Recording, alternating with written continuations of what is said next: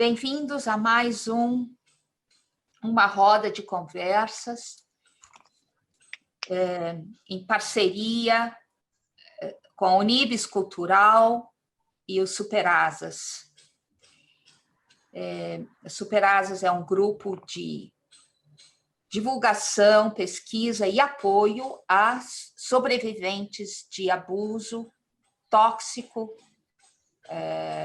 num relacionamento com psicopata, narcisista, perverso, perversa. E nós fizemos essa série de rodas já, acho que dois anos, né, seguidos, nessa ótima parceria que temos com o Unibis Cultural. E hoje, o que nós vamos falar hoje é como sair de um relacionamento tóxico.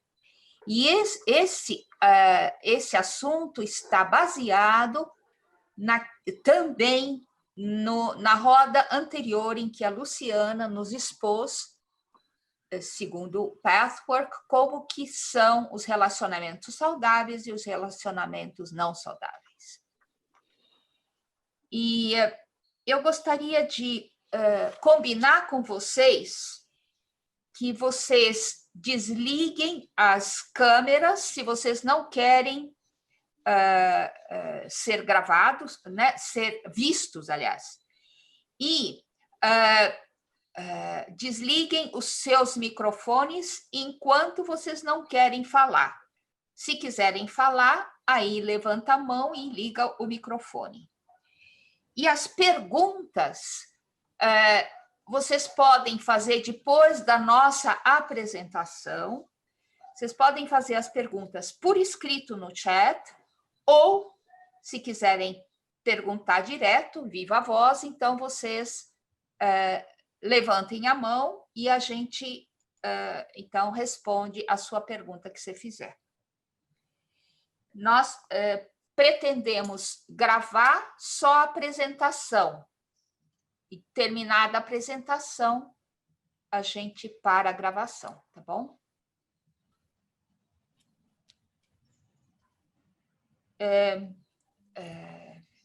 Então, a gravação eu peço que seja focada a pessoa que está falando, e eu acho que tem esse recurso, né? E que não apareçam os nomes dos outros.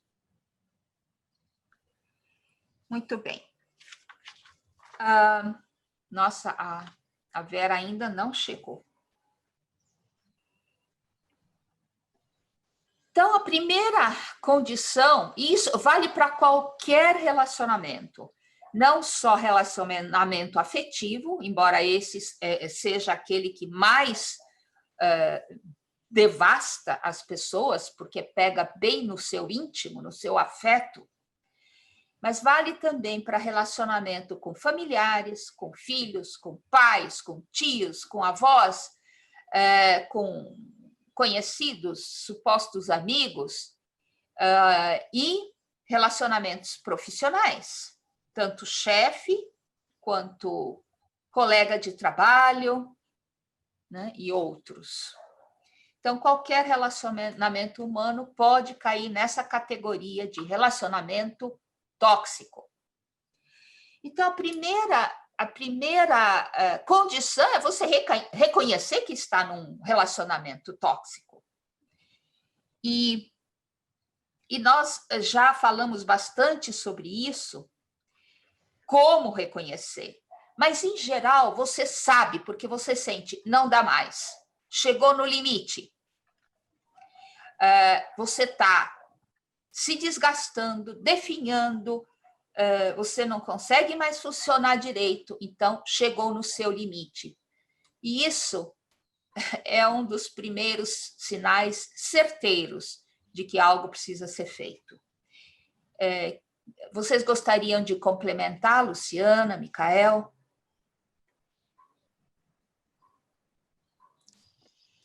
Só uma observação, né? Eu achei interessante a fala da senhora Sônia no início. Ela comentou sobre esse momento de que os relacionamentos estão dificultados e por conta disso deu a entender no contexto que ela disse desse meio virtual tá isolando essa possibilidade de relacionamento tóxico. Um adendo, né? Então, assim, esse tipo de relacionamento ocorre até via mensagem, né? Então, por exemplo, um narcisista que ele seja o anfitrião de eu esqueci como é que fala, quem organiza um grupo de WhatsApp de um tema específico de discussão. Se ele vai querer que tudo seja do jeito dele. Se alguém apresentar alguma opinião contrária, nossa, isso daí ele vai devastar essa pessoa, né? E assim, e essa outra pessoa poxa, não pode discutir, né? Pessoal, discutir com um ser humano é uma coisa. Discutir com um narcisista é péssimo. Discutir com um psicopata nem se fala, porque entra toda aquela salada de palavras que vocês conhecem, entra muita mentira, entra, né, dados que não batem com a realidade, e realmente para um raciocínio lógico causa nó na consciência do outro, né, do são. Tá? Então é só isso que eu queria complementar agora. Luciana, você gostaria de complementar sobre reconhecer que não dá mais? O que a gente sempre tem falado, né, Júlia, a questão do autoconhecimento, a autovalidação, porque esse jogo de palavras tem uma altura do campeonato que você nem sabe mais a sua verdade qual é, né? É tanta mistura, tanta confusão interna que você chega a duvidar até dos seus sentimentos, do que você está sentindo, da sua percepção a respeito do relacionamento, tal, a inversão, né, que uma pessoa narcisista ou psicopata conseguem fazer, né? Então, não é fácil, como a gente sempre fala, precisa de ajuda, porque enquanto você não tiver claro, né, que o que você está sentindo é realidade e não delírio ou imaginação, né, você não consegue pôr o pé firme em chão firme e sair, né? Então, isso é muito importante, buscar ajuda e reconhecer que o que você sente, de fato, validar o que você está sentindo, né? Tal a quantidade de inversão de percepção que o outro consegue. E mais uma coisinha que a Sônia falou também, nesse momento de pandemia, que as pessoas ficam muito enclausuradas entre si, né? Então, eu nunca atendi tanta gente sofrendo, tanta gente em relacionamentos super mal resolvidos, tóxicos, né?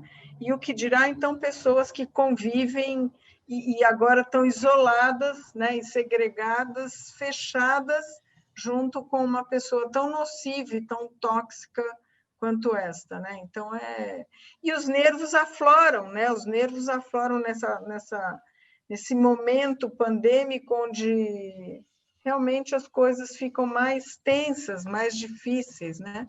As pessoas menos livres, né? Mais as suas emoções levadas ao extremo, né? E tudo mal resolvido, autoconhecimento não acontece, então fica projeções de responsabilidade em cima do outro, fica coisas mal resolvidas, né? Então, era isso que eu queria acrescentar também. Ótimo. Então, quando você constata isso, primeira coisa é blindar-se, porque se você ainda está nesse relacionamento, até você conseguir sair, você precisa poupar sua energia, porque essas pessoas são vampiros emocionais. Para começar, já são vampiros também de dinheiro, vão sugando tudo de você. Então, para você parar de perder sua energia, você precisa se blindar. E isso significa não dar nenhuma informação mais para esta pessoa, não permitir que ela te tire do sério, que ela te desestabilize, energeticamente, entendem? Se fisicamente ainda não der para sair fora, né? Porque aí você poderá começar a planejar seu plano, né? Planejar sua rota de fuga do abuso. E para isso, a Vera, que fez essa compilação, né, de passos práticos, que ela é muito prática, fazer um levantamento do que é seu de verdade e o que é do outro, né? E você coleta tudo que é seu, tudo que você quer salvar, fotos de família, tudo que é precioso para você, você junta e, se possível, guarda num lugar seguro. Documentos, principalmente, porque essas pessoas, por exemplo, em relações íntimas, elas podem ficar com seus documentos, coisas suas, sabe? Por exemplo, escritura da sua casa. A criatura pega e você não... Até você provar que a casa é sua, você pode perder muito tempo, muito dinheiro, muito desgaste psicológico. Então, sabe, a gente precisa virar tipo detetive e ir dando esses passos, ao mesmo tempo coletando provas do abuso, sem que o abusador ou a abusadora saibam, né?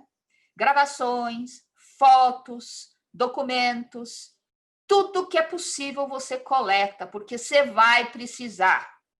Eles, se possível, né, eles inventam um jeito de atacar você e você vai ter que se defender. Ou então, vai ter que atacar para reaver o que é seu. Vai ter que atacar para, por exemplo, tirar das garras dessa abusadora, desse abusador, o teu filho. E essas pessoas costumam usar de todos os subterfúgios para ganhar processos jurídicos. Sabem usar, eles são experts no assunto. Por quê? Porque são manipuladores, mentirosos. Para essas pessoas não tem problema algum forjar documentos falsos, por exemplo, né? Não tem moral, então faz tudo isso. E uma outra sugestão da Vera é, se você, por exemplo, convive com essa pessoa, você já procura um lugar para onde você poderá fugir, um lugar físico, sabe? Onde você poderá ser acolhido, acolhida. Você, seus filhos, talvez, e suas coisas. Vocês gostariam de acrescentar alguma coisa? Luciana, Micael?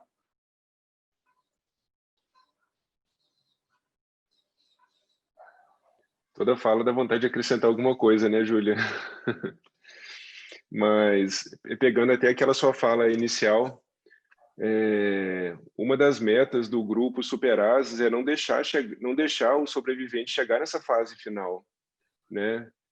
São as pessoas terem conhecimento do que um narcisista, um psicopata faz, porque elas dão indícios desde o início do relacionamento e não deixar ser totalmente depredada, chegar nesse nível que a Júlia está mostrando várias facetas do mesmo cerne. Né? Não é só relacionamento amoroso. Muitas pessoas acham que isso é exclusivo de relacionamento amoroso, e não é. Qualquer tipo de relacionamento pode ser abusivo. Qualquer relacionamento, né? Então, eu comentei no celular, a Júlia falou do trabalho, todos esses, né? E a Vera, né? Como a Júlia está comentando, ela compilou. Ela chegou a lançar um livro, Júlia, sobre esse tema? Não. Ou não? Não, né? Tá, mas é isso, né? Isso é muito importante, né? Assim, primeiro é aceitar a intuição que a gente tem. Todo mundo tem intuição quando entra em contato com um ser desse, né? Vai ter uma propaganda muito boa. Eu falo que eles são experts em marketing, Eles vão provar para vocês como um ótimo político que ele é o melhor de todos, mas lá no fundo, se vocês acreditam em alma, enfim, em sentimento, poxa, tem coisa errada, mas a propaganda é grande, né? Então esse é um cuidado que a gente tem que ter. Mas agora a Júlia já está falando no momento seguinte, eu voltei, né? Como sair. Como sair. Né? Como sair. Né? Então é isso tudo, né? Então assim, o que é importante, uma fala da Júlia que eu acho muito boa, é o seguinte, é você observar como eles fazem, não que você vai ser mau caráter depois que você tem um relacionamento desse. A gente não quer falar isso aqui. Mas eles têm uma maneira quase que é brilhante, é negro, né? Mas é brilhante de vencer uma luta judicial, né? De ganhar uma discussão. Observem como é que eles fazem. Vocês vão começar a fazer o contrário, lógico, mas para o bem, né? Para tentar ganhar sua individualidade de novo, ganhar sua independência financeira, emocional, sua liberdade. O principal é você se blindar para parar de ser sugado, sugada. Sim. Tá? Porque isso é que deixa a pessoa incapaz, inclusive, de sair dessa situação.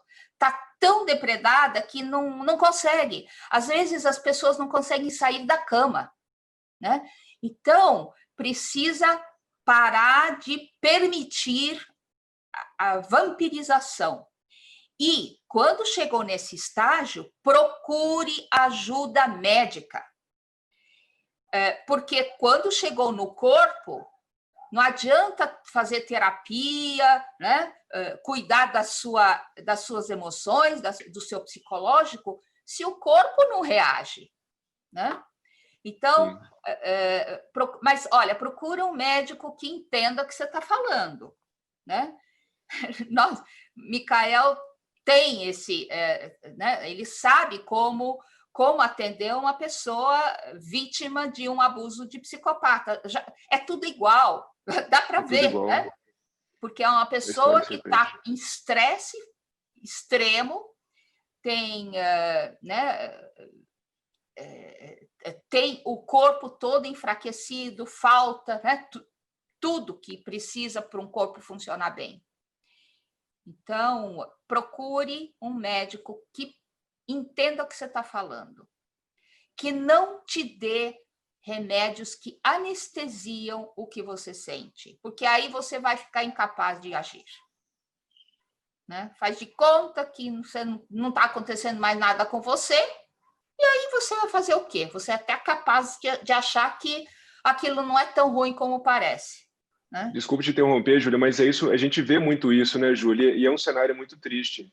Né? Então, a pessoa é literalmente, de um lado, pelo médico, ela é dopada, e por outro lado, o terapeuta, o médico não entende do que está acontecendo, né? Nem sabe o que é um psicopata, por mais que saiba na teoria, mas acha que faz parte das histórias de Hollywood. Né? Então, vai dopar. E, de outro lado, o terapeuta, o que ele vai fazer? Ele vai falar, não, você tem que ter gratidão, você tem que amar todo mundo. E aí entra nesse círculo e a pessoa fica pior ainda. Né? Porque ela está vendo a mentira, ela está vendo ser depredada. O médico corrobora a depredação, o terapeuta também. Imagina como é que essa pessoa fica. E, pessoal, isso é o que mais acontece. Isso é muito triste, é desesperador. Né? Então, assim, nós sabemos por experiência própria dessa história. Né? Então, quando eu comecei a atender esse tipo de indivíduo, né, com essa história, me atender também, né, eu comecei a pedir exame laboratorial dessas pessoas e junto a estudar, porque ninguém me ajudava, né, e ninguém ajudava essas pessoas que pediam ajuda a mim. Né? Então, o que eu via? Sempre o mesmo exame laboratorial, por incrível que pareça. Pode ser eu aqui e outro na Itália. O perfil mesmo. É um perfil hormonal de fadiga crônica. Né? São pessoas, como a Júlia comentou, que muitas vezes não levantam da cama. Isso é muito sério. Né? E fica mais sério ainda quando elas são entorpecidas. Não estou falando que todo tratamento convencional vai entorpecer, mas é uma conduta que a gente observou ao longo desses anos. Né? Vão dopar ela porque ela vai aceitar. E aí o terapeuta vem para falar da gratidão. Tudo bem que a gente tem que ter gratidão sim, porque depois que você sobrevive e passa por um umbral como esse, você se torna um ser, não posso falar indestrutível, né, mas um ser muito mais forte. Né? A sensação é que vivemos várias vidas em uma só, né? Então, por exemplo, o Micael de antes de um relacionamento desse, coitado, né? Agora, o Micael de hoje é um que já parece que já passou 10, 20 vidas, né? Um aprendizado muito grande, né? Mas é um detalhe que tem que ser tomado cuidado. O profissional, terapeuta, médico, o item número 1 que ele precisa é saber o que é um relacionamento desse. Só isso, esse é o número 1. Sabendo o que é, ele já vai conseguir buscar um caminho melhor. Isso.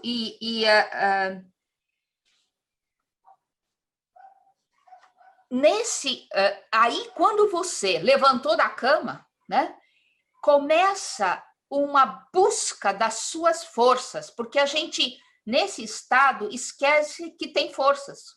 Só acha que tem fraquezas, defeitos, que é, aliás, uma estratégia do abusador, do abusadora, fazer você acreditar que você é um ser fraco, que não sabe nada, não tem nada, tem que ficar ali mesmo no cantinho.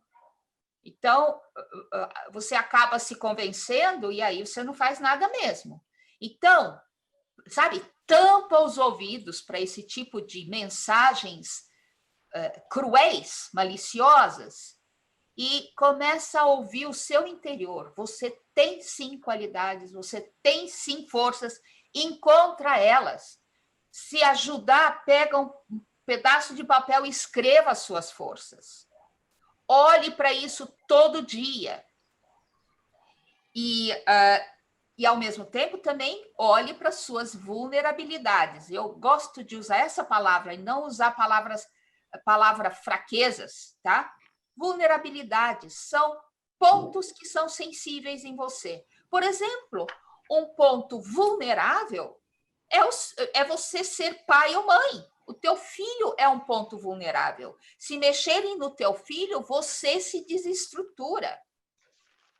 Então, procure um jeito de proteger os seus pontos de vulnerabilidade, para que por aí também a sua energia não vaze, né? E você possa fazer o que você precisa fazer.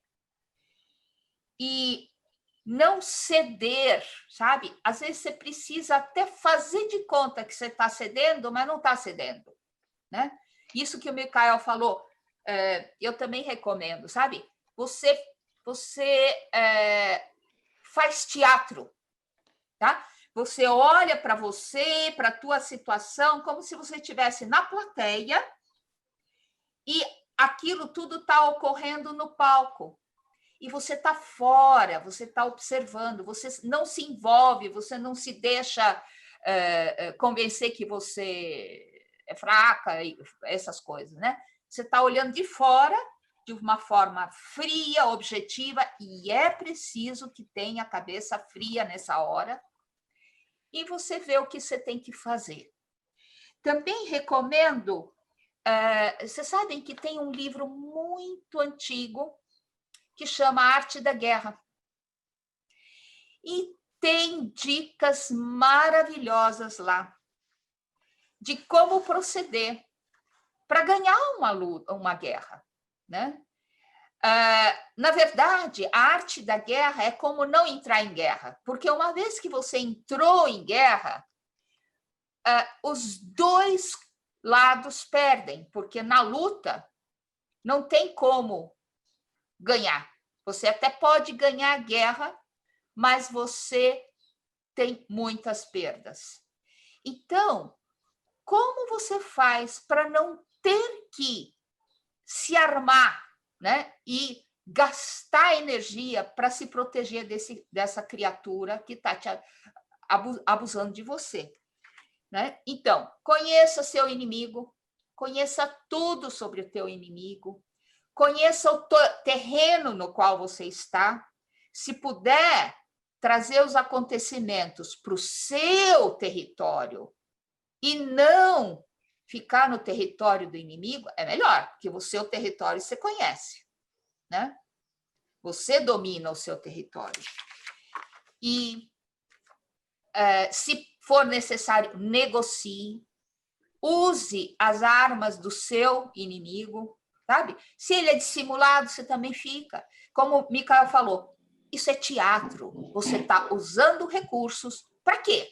Para você sair vivo ou viva e, se for o caso, seus filhos ou outras pessoas envolvidas nessa situação.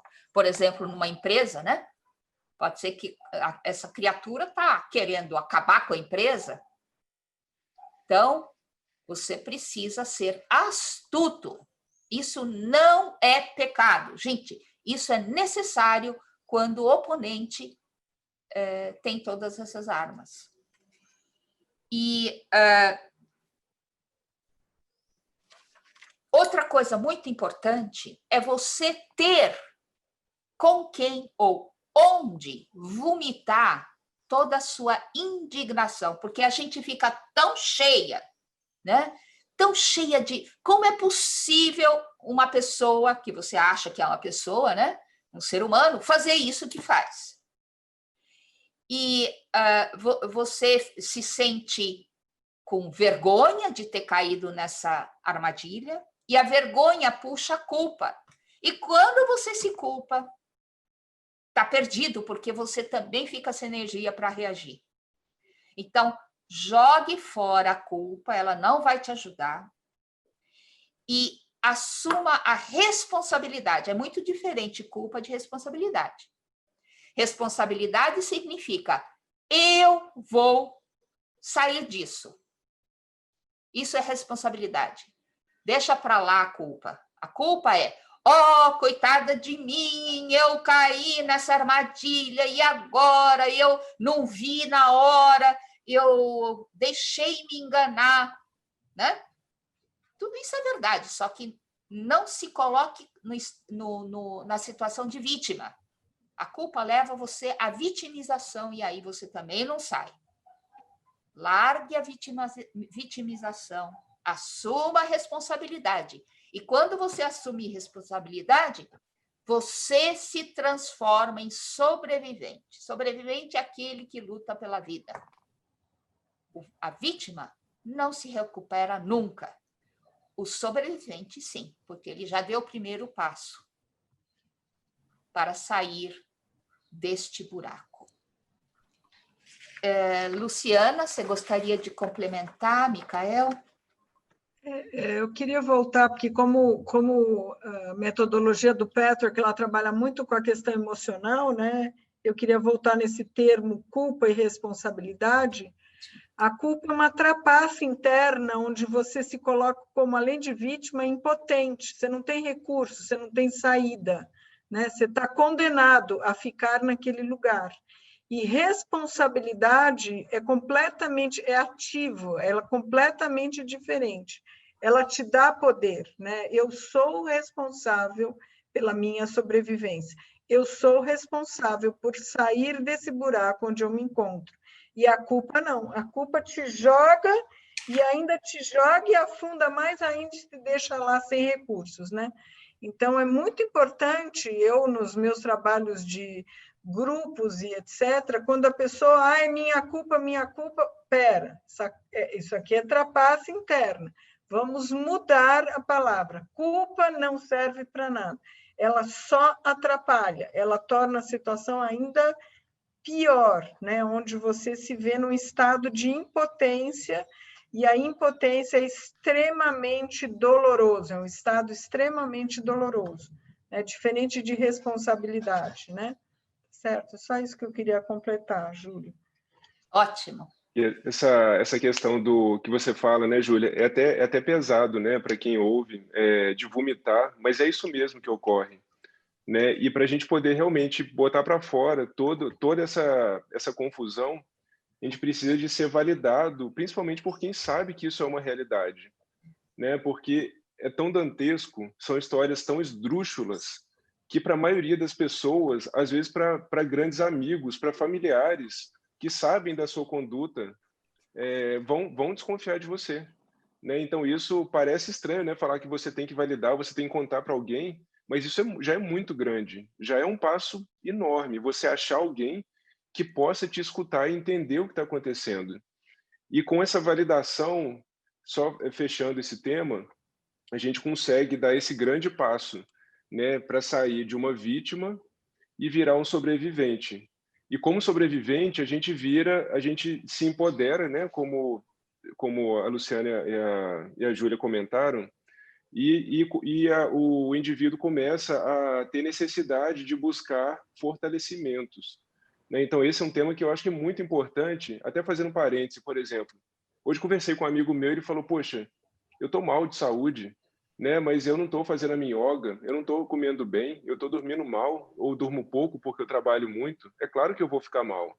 Então, assim, olha que vida desempoderada, de vítima, né? Um sobrevivente, pelo contrário, ele tem que olhar para a vida dele, isso se chama autoconhecimento, ele tem que olhar para a vida dele e se perguntar, o que me fortalece? Né? Tudo bem que você pode comer um hambúrguer de manhã, de tarde, de noite. Gostoso? Claro que é. Né? Para muitos é muito gostoso. Mas isso vai te fazer bem? Isso vai te fazer ter pensamentos bons, vai te deixar forte? Claro que não. Né? Então, é importante buscar fortalecimento. Né? Então, por exemplo, tem pessoas que gostam de ir para a natureza, né? Para se fortalecer. Tem pessoas que gostam de ir para um culto, para uma igreja, não importa que seja. Tem pessoas que gostam de fazer yoga, né? Para se fortalecer. Tem pessoas que gostam disso tudo, né? Então, assim, esse autoconhecimento é importantíssimo. Por quê? Porque começa a viver na mente do sobrevivente apenas desgraça. Tem que trazer bons conteúdos, se alimentar de bons conteúdos, de boas vivências, para quê? Para ter força e combater esse mal, para se libertar, não fazer mal para ele. A gente repetindo, a gente não está ensinando ninguém a fazer mal. A gente observa como que ele age, a gente age de maneira, vamos falar, semelhante, né? Para quê? Para se desvencilhar, para tirar esse nó que existe entre o agora sobrevivente e o algoz. E o psicopata, a gente está falando, e o narcisista perverso. Ótimo. E outro passo muito importante, então, nessa passagem de vítima para sobrevivente, é você aceitar que você nunca mais será a pessoa que será antes. Porque, às vezes, a pessoa lamenta tudo que ela perdeu. Ah, eu quero voltar a ter isso, aquilo outro, uma família, um bom emprego que eu tinha antes, eu perdi. Isso nunca mais vai voltar. Principalmente porque você não é mais aquela pessoa. Você já mudou, como falou o Michael, tá? Então, essa lamentação, eu vejo em muitos pacientes meus, tá? Lamentar o que perdeu. Perdeu, acabou.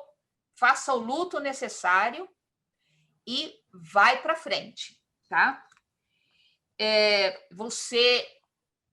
Essa experiência tão profunda que é como você morrer e nascer de novo, tá? Você renasce como a fênix das cinzas. Por isso que o nosso logo é uma fênix, tá? E outras coisas que eu gostaria de... outras conquistas que você precisa fazer nesse processo de recuperação, de libertação, é aceitar ser do jeito que você é, tá? Depois, recuperar o teu senso de identidade, porque até isso a gente perde, tá? Ter autocompaixão, tá? Você se compadece por você mesmo, não é ficar se lamentando, não. Você aceita que caiu, que errou, que abusaram de você, e você se compadece de você mesmo. Isso é um passo necessário para você continuar andando. Autoproteção. Tá bom, abusaram, aqui o flanco está aberto, aqui o flanco está aberto, agora você fecha os flancos. Permitir-se receber conforto nos relacionamentos. Porque o que acontece aí? A pessoa decide não confiar mais em ninguém. E não dá para viver sozinha. Claro que você vai ser muito mais prudente do que antes, mas permita-se ter relacionamentos. Porque agora você vai estar muito mais capaz de ver o outro. Porque você está começando a realmente ver você mesmo. E aí você é capaz de ver o outro. E reconhecer um abusador se esse aparecer na tua frente. Cuide das suas carências para que estas não sejam ganchos por onde um novo abusador te pegue, né? Você mesmo se supre. Não espere que alguém vai suprir. Você que se supre. Isso a Luciana sempre fala, né? Sim. Ver as suas necessidades, as suas vulnerabilidades, né? Esse é um trabalho que as pessoas não querem fazer, mas elas querem que o outro telepaticamente entre nelas e descubra as necessidades delas, os desejos, né? É aí que a gente se torna presa fácil, né? De manipulações e etc. Então, por isso que o autoconhecimento é importantíssimo, porque assim como fisicamente a gente tem sede, levanta e vai buscar, reconhece, levanta e vai buscar um copo d'água, enfim, né? A gente também, hoje eu estou com alguma necessidade emocional, a minha vida está meio sem graça, eu gostaria de mais alegria, mais movimento, mais sol, né? Se eu reconheço isso através do autoconhecimento, essa conexão interna, o que eu posso agora como adulta me suprir, o que eu posso fazer durante minha semana, como eu posso ter mais movimento, mais, como o Micael falou, mais contato com a natureza, posso ir para o mar, né? Agora, se eu não sei o que está acontecendo aqui, quais são os meus desejos e necessidades emocionais, parece que o outro, como diz a Júlia, vampirescamente, não é mediunicamente, mas vampirescamente, ele entra na gente e, como bom sedutor que eles são, né, Júlia? Eles são sedutores hábeis, né? Eles nos cativam oferecendo tudo aquilo, parece que tem um raio-x que capta os nossos desejos e nos seduzem, né? Oferecendo aquilo que a gente mesmo não faz esse trabalho de investigar as necessidades e as carências que a gente tem. Então, a gente precisa trabalhar muito o autoconhecimento para a gente aprender a se suprir, né? E não necessitar do outro, né? Isso. E não é que a gente prescinde dos outros, né? A gente precisa dos outros, claro, mas não para nossas carências. Né? E essa questão da... Desculpa, Júlia, desculpa. É que tem diferença entre codependência, dependência e interdependência, tá? Codependência é quando você precisa do outro para viver, né? Você acopla no outro. A dependência é quando você é um pouco mais do que a codependência. A dependência é uma coisa normal, por exemplo, com a criança em relação a pais. Ela depende, né? Mas ela, conforme ela vai crescendo e se fortalecendo, ela vai deixar de ser dependente. A codependente não, um adulto pode ser codependente. E a interdependência é quando duas pessoas inteiras, não metade, como no codependente, duas pessoas inteiras se relacionam, né? Então, uma supre alguma coisa para outra, outra supre para essa, né? Por exemplo, todos nós somos interdependentes. Eu não consigo nem comer se o fazendeiro não plantar a comida que está hoje na minha mesa, né? Isso é interdependência, tá? Então, Micael. Voltando no item anterior das carências, a gente observa que, se não forem tratadas essas carências, que são os ganchos desses vampiros, vão aparecer outros vampiros, né? Esse é um relato muito frequente. Ah, tudo bem, eu consegui me desfazer desse vampirinho aqui. Se a ferida está lá, vai aparecer mais vai aparecer mais tubarão, vampiro, como vocês quiserem chamar, né? Então, esse é um ponto muito importante, porque senão vai começar a repetir, né? A Luciana fala muito disso, né? Vai repetir até você aprender. Até você aprender o que tem que ser aprendido e aprender a reconhecer, né? E a tratar essa carência. Psicologicamente, tem mais um item muito importante, que é perdão, tá? E o perdão é muito mal compreendido, como se fosse desculpar o erro. Isso não existe, tá? O perdão não é isso. Não quer dizer passar a mão na cabeça de quem te machucou, de quem te abusou, dar outra chance. Você já sabe que não tem chance. E você dá, e dá, e dá, e você vai se acabando nisso. O perdão é você se desapegar da mágoa. É você se desapegar da vontade de vingança. Que a vingança e a mágoa são outros dois sorvedouros da sua energia. Enquanto você não conseguir perdoar, você vai continuar perdendo e perdendo e perdendo energia. E outro passo, que é mais difícil ainda que o perdão, é o auto-perdão. Você se perdoa, você para de se condenar, portanto, para de se culpar, para de ser vítima. O remédio para isso chama auto-perdão. E aí você caminha por sua vida, recupera a sua vida, reconstrói uma vida nova, você aprende a cuidar de si mesmo, si mesma, descobre suas forças que antes você nem sabia que existiam. Por exemplo, se você perdeu o emprego, você era uma alta executiva, né? Perdeu o emprego, principalmente agora, nessa pandemia, muita gente perdeu o emprego. Estão descobrindo outras habilidades que elas não conheciam antes. Por exemplo, eu soube de uma alta executiva que ficou sem nada, de repente, sem renda alguma, zero. Ela lembrou de uma receita de pão do avô dela. E começou a fazer pão, sabe? E está ali, conseguindo se sustentar, né?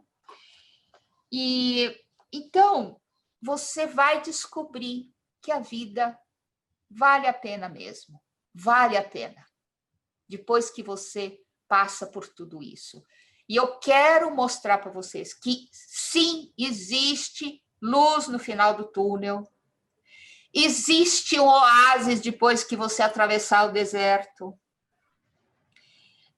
O importante é não parar de andar, sabe? Porque se você parar de andar, você fica estagnado onde você estiver parado, né? Inferno também, a gente atravessa o inferno, né? Porque lá do outro lado acabou o inferno, ele tem fim. E aí você, mesmo que dê um passo mínimo de cada vez, continue andando. E aí você chega lá. Luciana, Micael, alguma coisa para acrescentar? Senão a gente já abre para perguntas. Eu só gostaria de falar um pouquinho do auto-perdão, que eu acho que é uma chave monumental, né? Porque enquanto você não chegar nesse auto-perdão, você não consegue liberar mágoa, vergonha, culpa, todos aqueles sentimentos que pesam, em vez de nos libertar, eles pesam e nos afundam ainda mais. E ligado a esse auto-perdão, eu sempre falo que está a autoaceitação. Eu não sabia, eu não tinha consciência, eu ignorava, portanto, aconteceu isso. Mas agora que eu sei, agora que eu estou consciente, eu aceito a situação toda, aprendo com tudo que houve e saio, né? Então, a aceitação, para mim, é uma palavra que, né, as pessoas falam muito do perdão, mas eu acho que o perdão ele fica muito teórico, né? Enquanto não houver duas coisas grandiosas, que é auto-amor e autoaceitação, né? Eu acho que enquanto o amor por si próprio, a aceitação do que foi possível, bem ou mal, todo mundo fez o melhor possível, né? Aí sim vem o auto-perdão e aí vem o primeiro passo para você virar o jogo, né? Eu gosto de... Sempre, como eu falo, a parte dos sentimentos, para mim, é muito importante. Então, eu ainda acrescentaria ao perdão esse auto-amor e autoaceitação. Tá bom? Micael? Nada a acrescentar. Obrigado, Júlia. Tá bom. Então, agora podemos parar de gravar, né? E vamos às perguntas